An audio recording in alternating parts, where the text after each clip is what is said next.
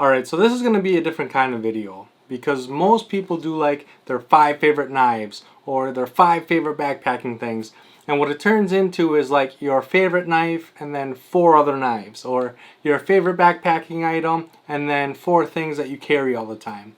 And in this video I want to know, what is your favorite gear? What is your favorite things? What are things that you saved up for and are really proud of? What are things that are passed down to you that mean a lot to you? What are your 5 favorite things? What are the 5 things that mean the most to you? It's going to be so much fun seeing the different things, because there's so many categories where some of these things don't fit into. And so I want to know what your favorite stuff is when it comes to the outdoors or just whatever it is. Let me know in the comment section down below. And if you make a video, make sure to leave a link down below in the comment section, because I would love to check it out. So I will start, and then I can't wait to hear from you guys. Alright, so my first item is my Outdoor Vitals tent. I have it in a different bag. I have it in a dry bag, and then I have the poles and the footprint separate. But I love this tent. And having a tent, you kind of build like a relationship with it. When you buy it, you expect it to be waterproof. You expect it not to blow away. You have all these expectations. And then as you use it and you experience your first rainfall and you are dry and everything is perfect, you start building that trust. And then you're out in a huge rainstorm and it's just downpouring. And again, you're dry, you're comfortable, everything's fine. And you start to trust it and you start to rely on it. Me and my son were on a trip, and I have full trust in this tent, and my son has full trust in me. And so it was storming, there's thunder, there was lightning, and I told him everything's going to be fine, it doesn't matter. Just sleep. It was night and we were supposed to be sleeping, and we got a good night's sleep because of the amount of trust I had in this tent. I believed in it, and so I knew we were going to be fine. And because I was so confident, my son was able to sleep. And it's just, having this tent has allowed me the opportunity to do a lot of different things. We've seen waterfalls because we can hike in further. It's lighter than a lot of my other tents.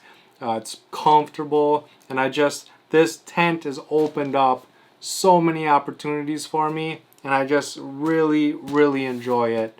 And so my first item is my tent. Alright, so item number 2 is going to be my Lucy light. This thing inflates. It's an inflatable lantern. It's easy to fill. It's got low, high, and then blinky, and then it's super easy to deflate, and then it packs real small. And I put this carabiner on here. I put it on the outside of my pack so that the solar charger can charge the light. The light lasts for a really long time. I've used this as a night light to get my son comfortable camping. I've used this in rainstorms so that I could read or play games or do different things.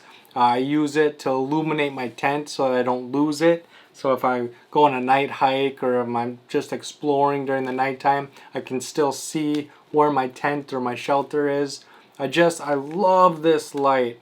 It's gotten me so much more comfortable being in the woods, having the ability to light up a big area. I've hung it from a tree so I could illuminate a picnic table so we could play cards and do different things. I always have this with me, and it just seems like it's always lighting things up and making my time in the woods much more enjoyable. And so I really like the Lucy light, and that's why it's my number 2 item. And yeah, I can't imagine not having it. Alright, so for my third item, it's going to be my Ferro Rod. Now this thing is worn down. You can see it's got a big dip in it. It's like a triangle shape from me using it so much. And this is what got me started. Now, a lot of people notice that I don't know what I'm doing a lot of the times. And the reason for that is because my grandparents, my grandfather, both of them died when I was very young. And so I didn't have that elderly experience or knowledge growing up. My father, he worked a lot. We didn't have a lot of money, and so he worked a lot to get us to where we could live comfortably. And so I didn't have a lot of outdoor knowledge growing up. So I had to figure a lot of this stuff out on my own. So the way I do things may be a little unorthodox to the way a lot of other people do it, but I can usually get the job done. And the reason for that is because of things like this Ferro Rod. You can see that I have used this a ton. And if it wasn't for this Ferro Rod and it holding up the way it did, I don't know if I'd be able to use a Ferro Rod today, because I used to just scrape and scrape and scrape and scrape and scrape. And yeah, I get nowhere. But I was able to learn, and so you can see my new Ferro Rod. So this thing is bowed on 3 sides and it's triangle shape. The end still looks brand new because I never scraped all the way off to the tip. So that was almost a complete circle still. It's just the center that's worn through. Well, my new one, I only used the very tip of it. And so I learned, and then I knew better. And so in this one, I only used the tip. You can see that it's barely used. This is what I use all the time now. I retired this one because I'm afraid it's going to break in half. And I want to keep the memory. And so I bought this one, and you can see I barely use it because I don't have to sit and scrape 1,000 times anymore. There's just a couple scrapes I can usually get a fire going. And so I learned, I got the knowledge, and now I know better. I don't need to scrape this whole rod and get just a shower of sparks on my tinder. I just need a couple sparks to get it lit, and then start my fire from there. And yeah, the experience that I got with this Ferro Rod, the eagerness to learn, really got me out enjoying the woods a lot more. And I really appreciate the Ferro Rod holding up the way it did. And I plan on keeping this forever as just a souvenir, and to kind of remind myself that I started off not knowing anything, and I ended up getting to a place where I can start fire pretty easy now. So really means a lot to me, and so that's why it's my number 3 item. Alright, so number 4 is my Becker BK9. This is the first knife that I invested good money into.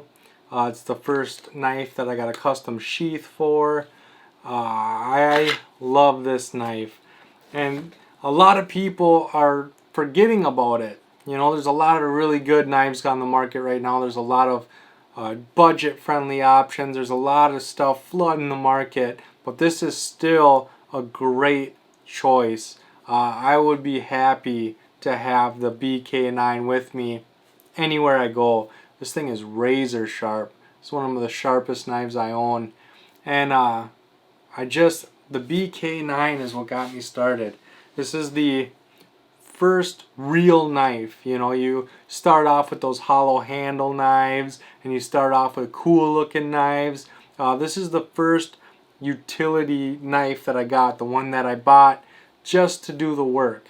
And it does the work very well, and it does it pretty effortlessly.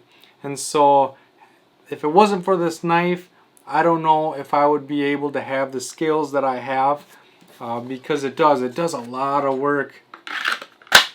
And with the Kydex sheath and with how nice it is and everything, I'm really proud of this knife. It's held up really well. I still enjoy using it. And yeah, this is, again, a lot of these items are what got me started. Really got me appreciating and even more involved in camping and being outdoors. And this is no different. This knife really changed things for me. And I really, really enjoy it. The Becker BK9. If you have a chance to pick one up and you don't own one, you're probably the only one that doesn't own one yet, but it's a great knife and I highly recommend it. Alright, so when it comes to my 5th item, this one's a little different than my other items. And it is my Canon T5i. Now this isn't really fit into this, but this is what started my YouTube channel. This is what got me started making videos. This is what got me started learning how to take pictures and use a DSLR camera. I wouldn't be sitting here making this video today if it wasn't for this camera getting me to this point.